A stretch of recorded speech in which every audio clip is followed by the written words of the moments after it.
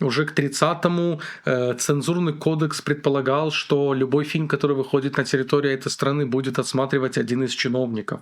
К 50-м цензура усиливается для того, чтобы фильм получил распространение на территории страны. Его должен был рассматривать очень-очень огромный комитет, куда входил там представитель из Министерства внутренних дел, Министерства образования, представитель полиции, представитель СМИ и пропаганды, один из представителей владельцев кинотеатра. То есть была очень такая вот огромная структура. Чтобы фильм дошел, он должен был соответствовать многим требованиям. Каким?